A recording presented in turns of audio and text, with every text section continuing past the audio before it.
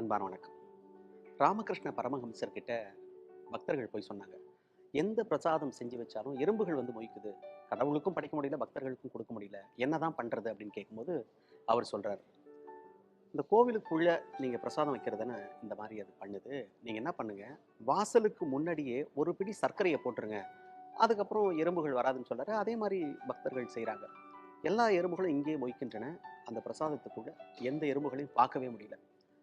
அப்புறமா ராமகிருஷ்ண பரமஹம்சர் சொல்றாரு, இப்படிதான் ஒரு இலக்கை நோக்கி போய்கிட்டே இருக்கிற மனிதர்கள் என்ன பண்றாங்க அப்படின்னா, இடையில் கிடைக்கின்ற சொற்ப அற்ப சந்தோஷத்துக்காக அதிலே மயங்கி கிடந்து தன்னுடைய இலக்கை அடையாமலே போய்விடுகிறார்கள்.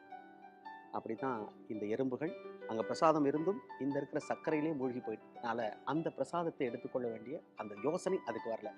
மனிதர்களும் அப்படித்தான் இருக்கிறார்கள். அப்படி இருக்கக்கூடாது. இடையில் கிடைக்கின்ற அந்த அற்ப சொற்ப சந்தோஷங்களுக்கு நாம் விருப்பப்படக்கூடாது, ஆசைப்படக்கூடாது.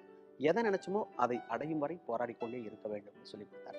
அவர் சொன்னது நமக்கும் சேர்த்துதான். இதை புரிந்து கொண்டால் ஒவ்வொரு நாளும் இனிய நாளே.